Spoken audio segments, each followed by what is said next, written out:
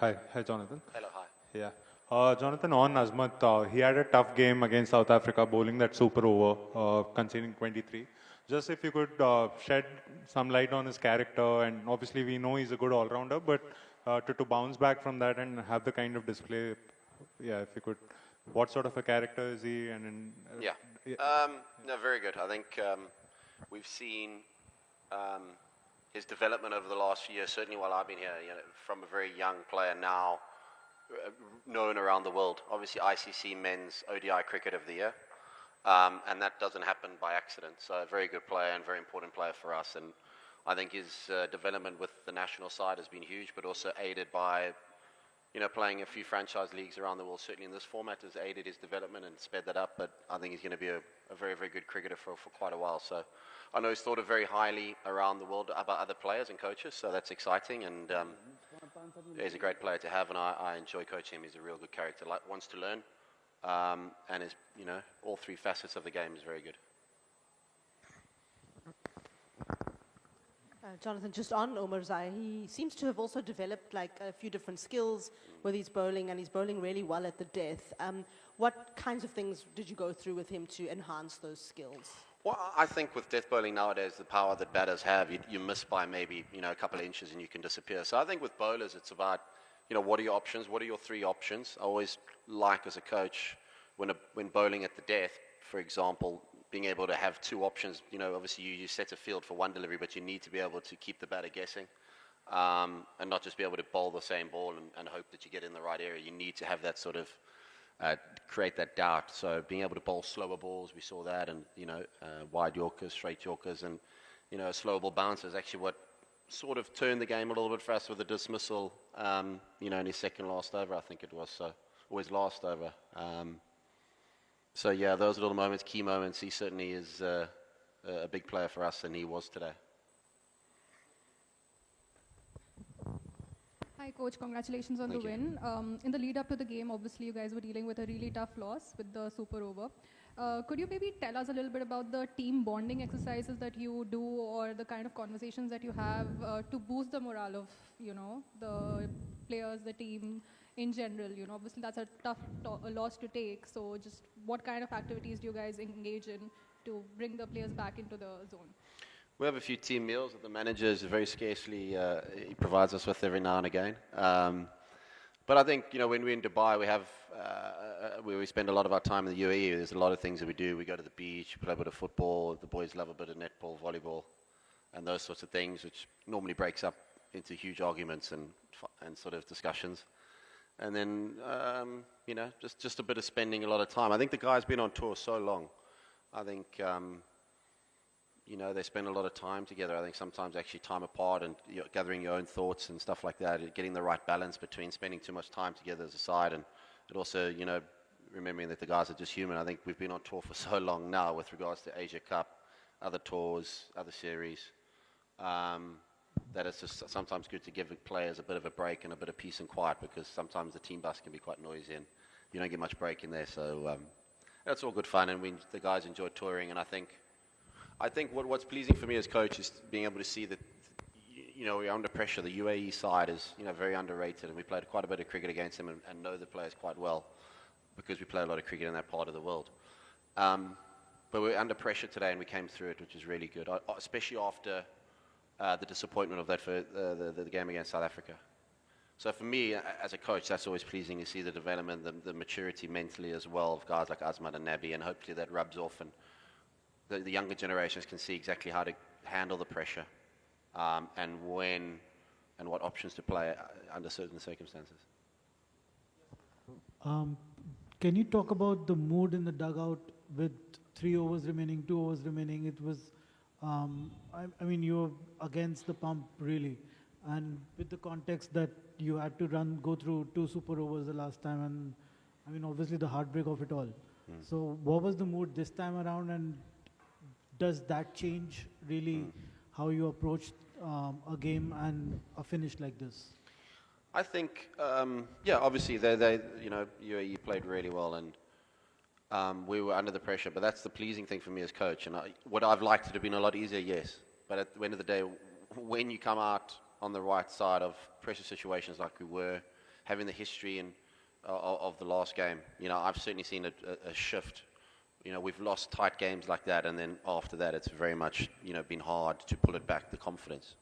So I see a bit an improvement in the resilience, cricketing-wise, but also mentally.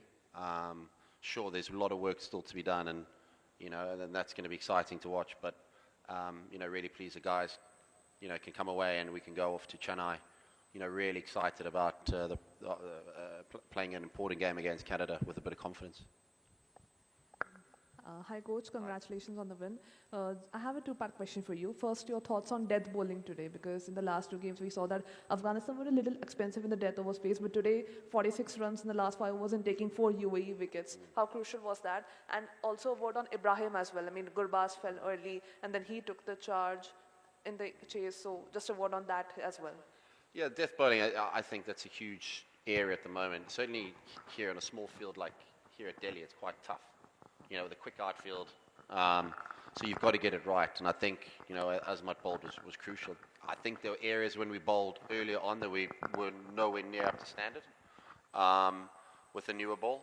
But at the end, you could see when you get it right and you bowl to a plan, so it's actually quite tough, certainly on these wickets. But the thing for me is, Ahmedabad's very different to Delhi. And so it can't just be one thing or the one trick. You've got to be able to have those variations, and I think Azmat was able to do that today, and I think that's what turned the game. If they had gone on and scored an extra 10 runs in the last 2 overs, it would have been a very different game. So that's what I said to the guys at drinks break after 14 overs. We've got to limit them here and make the job easier for ourselves, in the second innings, because chasing on this outfield and this pitch certainly is going to be tricky. It's quick, but the pitch is starting to wear a little bit used wicket. So we got a few things right. So I'm happy about that. Jonathan? Yeah. Sorry, and Ibrahim. Sorry. It was and great the strength, and why I say mentally, he obviously had 2 disappointing performances for him. You would say, New Zealand he looked set, and South Africa he looked in great form, but the strength of Ibrahim is he always be able to bounce back and play good cricket shots. And today, obviously, he lost his mate early on. They have such a good record. I'd like to see their opening record against the best players in the world. I think they've got a fantastic record batting together. So, that's a real strong point for us. And losing early wickets, but able to hold his nerve and having that mental strength from Ibrahim was brilliant today. Jonathan, hi. Yeah, Rashid said yesterday that not playing enough against the top teams in bilateral contests is hurting the team in close situations against the top teams. As someone who's been with the team now for a long time, do you feel between World Cup cycles, in terms of fine-tuning their skills and refining the finer aspects, is that proving difficult, do you feel? No, obviously I would like a lot more bilateral series, also away from home, or out of the UAE, or out of the subcontinent, learning to play in Australia, New Zealand, South Africa, West Indies, playing against different teams other than subcontinent. I think that would be fantastic and for aid the development of the side. So I'd be all for that, and I'd like to see that in the new future tours program, and be really interesting to see how that shapes up when that's released, and the opportunity the guys get. So I'd be very much for that, and whatever can help the players, I'm all for it. Hi, Jonathan. Hi. Your last stint with the national team, like your coaching tenure. So what's your favorite moment so far with the Afghan team? Followed by a second question, how you see that the pipeline, especially the under-19 cricket, developing in the country back then as helping the national side? Favorite moment, it's really hard. There's been so many. I'm very fortunate enough, very tricky to pick one. And I say that, very respectfully. There's so many things. Pakistan game in Chennai, beating England here. I was thinking about that as I was walking in today. The last time I sat here, I think we'd beaten England in the 50 over World Cup. That sort of kick-started us a little bit. I'd probably have to say St. Vincent when we won the 2 games there in St. Vincent when nobody really gave us a chance to beat Australia, beat Bangladesh, tight games. And Gulbuddin pulling his hamstring, probably the best point for me.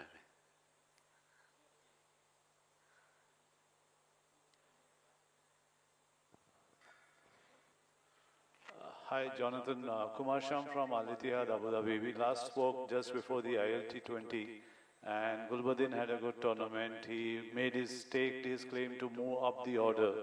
And today, at number 3, do you think that he could have batted more responsibility, or he could have lived up to his reputation of batting up the order?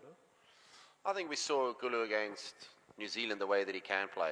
So I just think, he has such talent and obviously is getting on in years a little bit. Is sort of at the end of his career.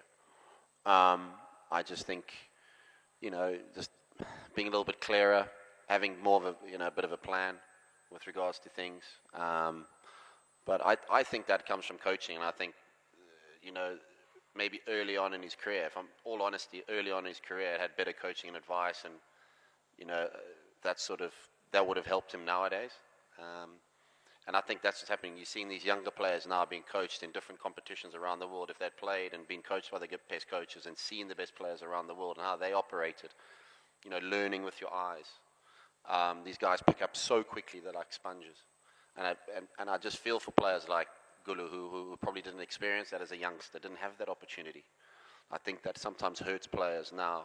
But we're seeing that, I think, with the younger players, they're getting the opportunity to be able to watch and learn, speak to the best players, coaches in the world throughout leagues or here at World Cups. You get to watch and talk after the game, in and around the hotels and those sorts of things. And I just, and it's so pleasing now to see the progress being made because of the opportunity given to the players. And I just think if players like Gulbuddin were given that opportunity from a younger age, I think, you'd be more consistent. But he's still a hell of a player and a very, very good player. Thank you. Good. Thank you.